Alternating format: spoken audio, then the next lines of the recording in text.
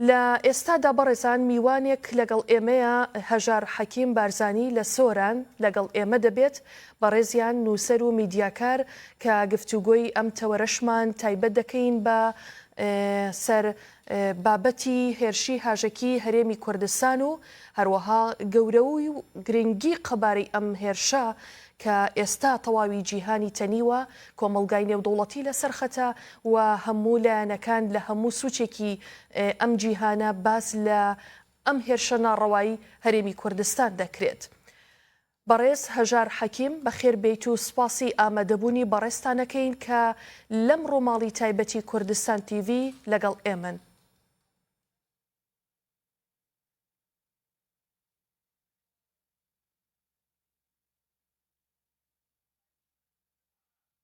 باش سڵاو لە بینەرانی کوردستان تیڤ، سڵاو لە ڕۆحی پاکی شەهیدانی کوردستان و بە تایبەتی شەهیدانی هێرشە تیرۆریستیەکەی سەر هەولێری پایتەختی هەرێمی کوردستان. لە سەرەتادا دەمەوێت لە وتەیەکی جەنابی سەرۆک بارزانی دەست پێ بکەم بە زمانی فارسی کە دەمەوێت فارسی زمانەکان لە پەیامی جەنابی سەرۆک تێبگەن و بزانن کە ئێرادەی ملەتی کورد به هیچ وقت نخواهد شکست و زورگویی هیچ کس را قبول نداریم. بله.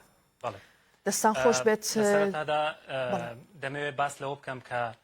میدیای کوردی ئەرۆک و بەڕێستان. بەڵێ دکتۆر فەرموو. بەڵێ فەرموون بەردەوام بن.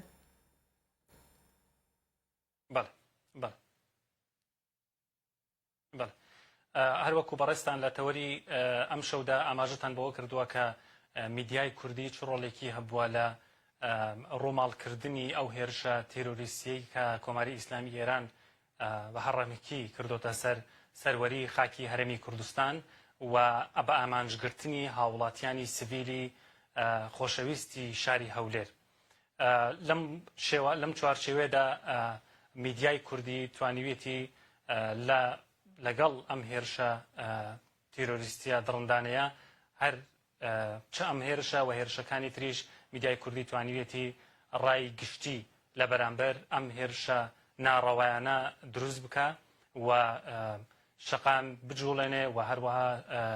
ڕای گشتی بەرامبەر ئەم بابەتە بێنێتە سەرهێڵ، هەروەها و بەشداریش بێ لە دروستکردنی بڕیاری سیاسی لە ناوخۆ و دەرەوەی هەرێمی کوردستانیش. بەڵێ کاک هەژار ئەگەر پێمان بڵێ میدیای کوردی لە ئێستادا لە ئاستی بەرپرسیارەتی خۆیەتی بۆ گەیاندنی ئەو پەیامە گرنگەی کە ئێستا کوردستانیان یەک هەڵوێست یەک دەنگ لە ئاستی ئەم کارە ساتە هەیانە، دەکرێت بڵێین بەرپرسیارەتی میدیای کوردی ئێستا لە ئاستێکی پێویستدایە؟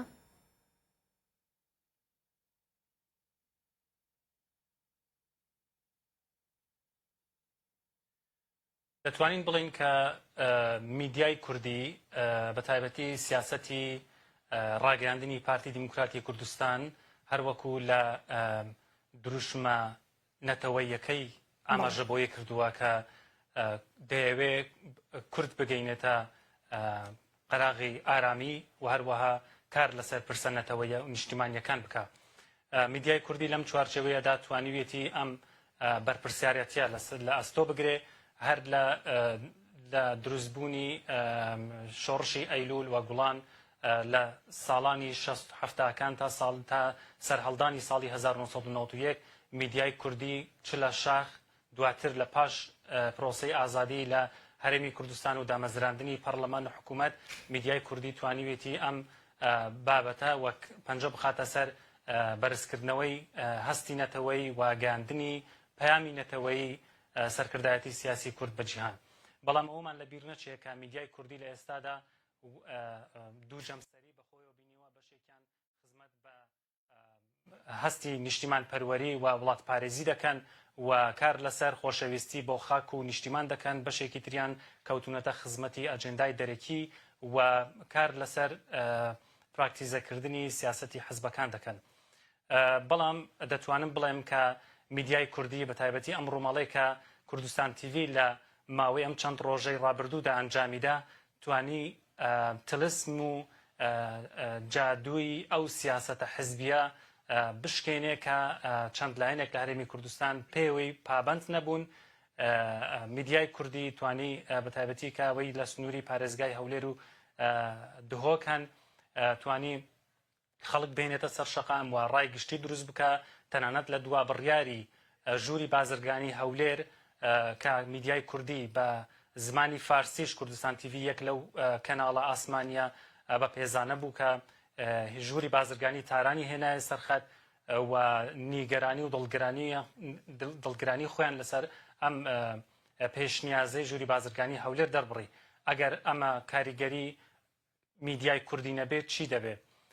کەواتە دەتوانین ئەوە بڵێن کە میدیای کوردی لە ئاست ئەو بەرپرسیارەتیە بووە لەگەڵ ئەوەی کە چەند کەم و کورتیەک لە شێوازی ڕووماڵی میدیای هەیە بە تایبەتی لە هەواڵە بەپەلەکان لە پخشی ڕاستەوخۆ هەندێک میدیا لەو حاڵەتەنەدا بەرپرسیارانە مامەڵە ناکەن و پەنجە دەخەنە سەر ورد و درشتی ئەو بابەتانەی کە نابێ زوو بڵاو بکرێنەوە و تا پەلەکردن لە بڵاوکردنەوەی هەندێک زانیاری دوژمن دڵخۆش دەکا و بە پێش ڕووداو دەکەون بە پێش حەدەست دەکەون کە ئەمە دەبێتە هۆی سەر لە شێواوی و دروستکردنی ترس و فۆبیا لە ناو هاوڵاتیان و هەروەها لاوازکردنی ئیرادەی خەڵک بەڵام دەتوانم دیسان ئەوە بڵێم کە دەستگای سەتەلایەتی کوردستان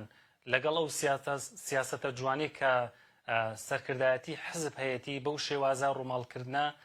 بە نەرمی ڕووماڵکردنەکەی بە شێوەیەکی پیشەییانە و ئەکادیمیانە ئەنجام داوە و زۆر گرنگ بوو کە لە گرنگترین ئەو کاردانەوانەش هێنانی خەڵک بوو بە سەرشەقام و وا دژی ئەو هێرشە موشکیانە هەڵوێستی توندیانواند. بەڵێ زۆر باشە کاک هەژار لە ئێستادا میدیای کوردی ئەرکێکی گرنگ لە سەرشانیەتی ئەویش گەیاندنی زۆرترینی دەنگ و ناڕەزایەتی هاونیشتیمانیانە کوردستانیانە لە ناوخۆ و لە دەرەوە بۆ کۆمەڵگای نەودەوڵەتی بە جیهان کە لە ئاستی ئەم تاوانە بێدەنگ نەبن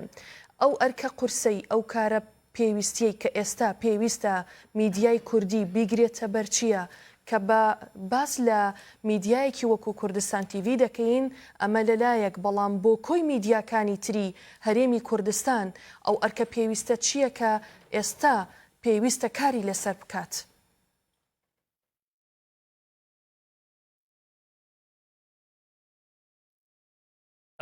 لەگەڵ دەست بەکاربوونی کابینی نوێمی حکوومەتی هەرێمی کوردستان ئێمە کۆمەڵە پێشنیازێکمان خستە ڕوو بۆ ئەوەی کە ژوورێکی عملیات یان ئەنجومەنێکی ڕاگەیاندندا بمەزرێ بۆ ئەوەی کار لەسەر پرسە نیشتیمانیەکان بکە یاسایەکی تایبەت بە ڕۆژنامەنووسی و بواری تەلەڤیزیۆن لە ئێستادا کە پلاتفۆرمەکانی میدیا ئەوەندە بەرفراوان بوونە کە ڕەنگە کۆنتڕۆڵکردنیان ئەستان بێ ئەمە پێشێلکردن و سنووردارکردنی ئازادی نابێ بەڵام سانسۆرکردن و فلتەرکردنی ئەو زانیاریانیە کە بەتایبەت لە پرسە نیشتیمانیەکان لە کێشە و ململانیە گەرمەکاندا پێویستە ڕەچاو بکرێت گرنگترین خاڵ ئەوەیە کە وەکو باسم کرد ژوورێکی عملیات یان ژووری ئۆپەراسیۆن پێک بهێندرێ هەموو کەناڵەکان بەبێ جیاوازی ملکەچی بڕیارەکانی ئەم ژوورە ببن یان ئەم ئەنجومەنە ببن بۆ ئەوەی لە حاڵەتی وادا هەموو بە یەک گوتار و یەک هەڵوێستیان لە گوتاری میدیاییدا هەبێ بۆ ئەوەی هەموو جەماوەر بەیەکەوە بەبێ جیاوازی بە هەموو پێکهاتەکانیەوە بە هەموو ئاین و کەمانەتەوەیەکانی دیکەوە بەشداری لە ئەم پرسە نیشتیمانیانە دەبکەن کە میدیا کاریان لەسەر دەکات بەداخەوە وەکو باسم کرد میدیا لەم چوارچێوەیەدا بەشێک لە میدیا بەرپرسیارانە مامەڵیان نەکرد و کەوتنە داوی سیاسەتی حزبەکانیان بە پێچەوانەی ئەو گوتارە کاریان کردووە کە چەند کەناڵێکی تەلەڤیزیۆنی بە هەستی نیشتیمان پەروەری بە نەفەسی نەتەوەیی کا بەشدار بوونە لە ڕووماڵە میدیایەکانیان و زۆر گرنگیشە کە کاتێکە باسی کاریگەری جەنگ دەکرێت و هەروە باسی کاریگەری ڕووماڵی میدیایی دەکرێت زۆر جیاوازە لەوەی کە باس لە پرسێکی کۆمەڵایەتی یان پرسێکی سیاسی یان ئابووری دەکرێت بابەتی ڕووماڵکردنی جەنگ ڕاستەوخۆ کاریگەری لەسەر ڕەهەندەکانی ژیان هەیە و هەروەها ئەمە وا دەکات کە کاریگەری لەسەر هەموو بزاوەکانی ژیاندا دروست بکە ئەگەر میدیا بتوانێت ئەم ڕۆڵە بگێڕێکە ئێمە مەبەستمانە. بەڵێ کاک هەژار لە ئێستادا بۆ دەرخستنی ڕاستیەکان بۆ پیشاندانی زۆرترین وێنەی ئەم کارەساتە کە خەڵکی هەرێمی کوردستان ئێستا لە پرسەدایە چی بکرێت لە ڕوانگەی بەڕێستانەوە سەرنجی بەڕێستان وەربگرم میدیا ئەبێت چی بکە بۆ ئەوەی زۆرترینی وێنە زۆرترینی گەورەی قەبارەی ئەم کارەساتە پێشانی کۆمەڵگای نێودەوڵەتی و هەروەها جیهانی بدات.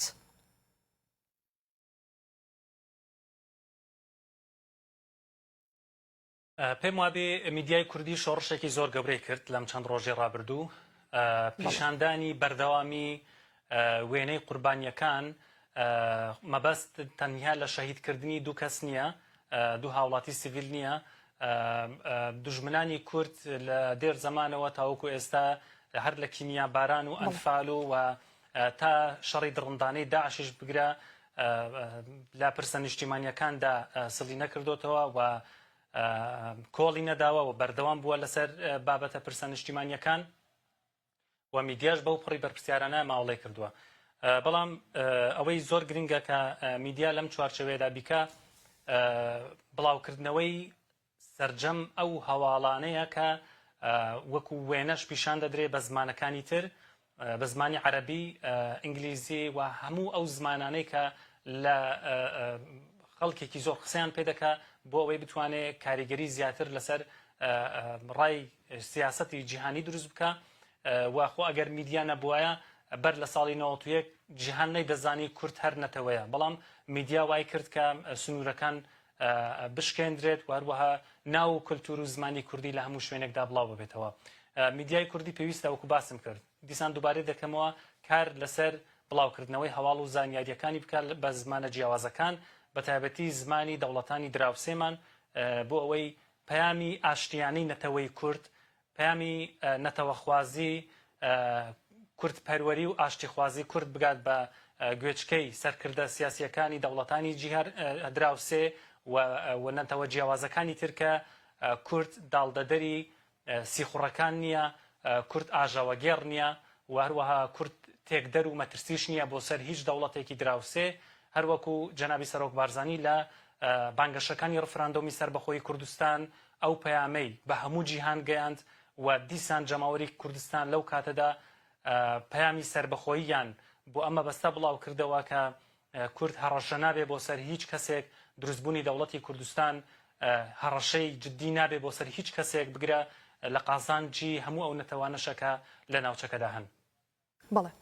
دەکرێت بڵێین کاک هەژار کە کوردستان تیڤ ئەو میدیایە گەورەی کە شۆڕشێکی گەورە و بێوێنەی تۆمار کرد لە ماوەی ئەم چەند ڕۆژەیە کە بە بەردەوام لە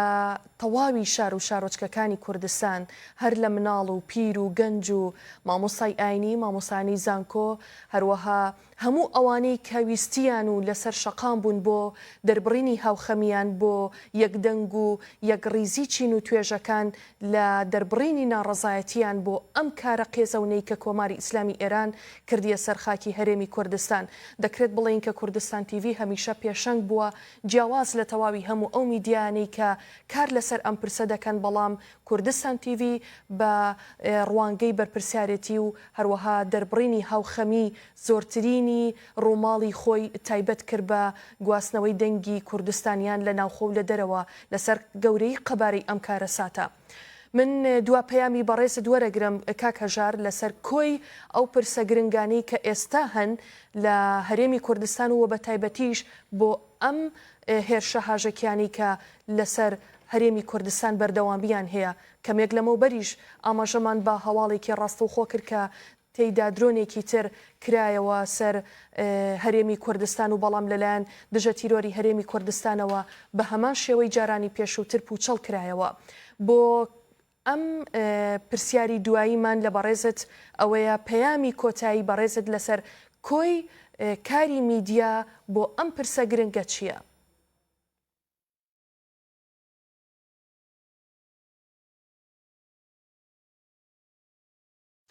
لە شەڕی ئازادی عێراقدا لە ساڵی 2003 کۆڵن پاول وەزیری دەرەوەی ئەمریکا ئەو کات هەمیشە ئاماژەی بەوە دەکرد کە پێویستە هەر سەربازێک بەدەستێک قەڵەمێک و کامێرایەک مایکرۆفۆنێکی بەدەستەوە بێ و لە دەستەکەی تریش چەکی بەدەستەوە بێ بۆ ئەوەی پارێزوانی لە سەرکەوتنی نەتەوە یەکگرتوەکانی ئەمریکا لە دژی ڕژێمی سەدام بکەن. دروستکردنی ژووری ئۆپەراسیۆن بۆ ڕوبەڕووبوونەوە و بەرپەشدانەوەی هەر هێرشێکی ناڕەوای دژمنکارانە کە بۆ سەر هەرێمی کوردستان و تێکدانی ئاسایش و ئەمنیەتی هەرێمی کوردستان دەکرێت پێویستە وەگەڕ بخرێ و هەروەها ئەم ژوورە پێویستە کاری جدی لەسەر بکرێ و یەکێک لە کارە پێشینەکانی بەرپەشدانەوەی ئەو جەنگە دەرونیەیە کە نایارانی کورد دەکەنە سەر هەرێمی کوردستان و هەرێمی کوردستان ڕوبەڕووی هێرشی موشەکی تەنیا نەبووتەوە بگرە ئەم هێرشە موشەکیانە شتی مەترسیدارتر ئاڕاستی هەرێمی کوردستان دەکرێت ناردنی سیخوڕی دەرەکی و ناردنی مادەی هۆشبەر بۆ هەرێمی کوردستان بۆ ئالوودەکردن و تێکدان و شیرازەی کۆمەڵگەی کوردی ئەمە زۆر مەترسیدارترن لەو موشەکە دژمنکاریانەی کە ڕاستەوخۆ لە هەرێمی کوردستان دەدرێن و دەکرێنە ئامانج بۆیە پێویستە لەم ژوورەدا تەواوی پێداویستە لۆجستیەکانیان بۆ دابین بکرێ لە ڕووی بەرپەشدانەوەی جەنگە دەرونیەکان و جەنگە موشەکی و ڕاستەوە خۆیەکان. زۆر گرنگە دیسان دووبارەی دەکەمەوە کارکردن لەسەر ئەم ژوورە پێویستە یەکێک بێ لە ئامانجەکانی حکوومەتی هەرێمی کوردستان و هەڵبژاردننی کەسانی پسپۆر دیاریکردنی ڕۆژنامەنووسان و دەروونناسان بۆ ئەوەی کار لەسەر ئەم بابەتە بکەن و ڕێخستنی میدیا لە چوارچێوەی پلاتفۆرمێکی یەکگرتووی یان یەکگوتاری بۆ ئەوەی کار لەسەر ئەم ڕەهەندە بکەن. دیسان دەڵێمەوە بەبێ مجامەلەکە لە چەند ڕۆژی ڕابردوودا کوردستان تیڤ ڕووماڵێکی زۆر پیشاییانە و زۆر ئەکادیمیانەی کردووە بۆ پیشاندانی دەنگی ناڕەزایی خەڵکی هەرێمی کوردستان دژی ئەو هێرشە ناڕەوایی کە کراوتە سەر هەرێمی کوردستان و لە ساڵی 2010 کاتێک کتێبێکمان بە ناوی پەیامنێری جەنگ بڵاو کردەوە لەوێ ئاماژەمان بەوە کردووە کە قەدەری کورد وایە جەنگ دژی کورد شەڕپێفرۆشتن بەرامبەر هەرێمی کوردستان کۆتایینای و بەردەوام دەبێ. پێویستە پەیامنێرانی کورد میدیاکارانی کورد بەرپرسانی دەستگاکانی ڕاگەیاندن زۆر هۆشیار بن پلانی لە پێشینیان هەبێ نەخشە ڕێگەیەکی تەواویان لەبەردەست بێ چەند کەسانێکی پسپۆر لەو بوارەدا ڕاوێژ و پرسیان پێ بکرێ و چەند پەیامنێرێکی جەنگیش ئامادە بکرێن بۆ ئەوەی بەشداری لە ڕووماڵی ئەم جەنگانەدا بکەن بۆ ئەوەی بە شێوەیەکی پیشەیانە کار لەسەر ئەم بابەتە بکەن. خاڵی کۆتایی دەمەوێت باز بکەم ڕەنگە ئەم بەکردەیکردنی ئەم گوتیان زەحمەت بێ بەڵام دەستپێکردنی ئاسان دەبێ و لە داهاتووشدا دەرەنجامێکی زۆر باشی لەسەر تەواوی جۆنگەکانی وڵات و بە تایبەتی کۆمەڵگەی کوردی و نەتەوەخوازان دەبێ کردنەوەی زانکۆیەکی ئەکادمی لە بواری ڕۆژنامەنووسی پێگەیاندنی ڕۆژنامەنووسان لەو بوارە زۆر گرنگە چونکە ڕۆژنامەنووسێک بەرامبەر بە دەیان سەربازە بۆ پاراستنی خاک و وڵاتە خۆشەویستەکەمان. بەڵێ زۆر سپاس دەکەین بەڕێز هەژار حەکیم بارزانی نووسەر و میدیاکار سپاس کە لە سۆرانەوە ڕاستەوخۆ لەم ڕووماڵە تایبەتی کوردستان تیڤ لەگەڵ ئێمەیە بوون. سپاس بۆ سەرنج و تێبینیەکانی بەڕێستان دەستان خۆش بێت.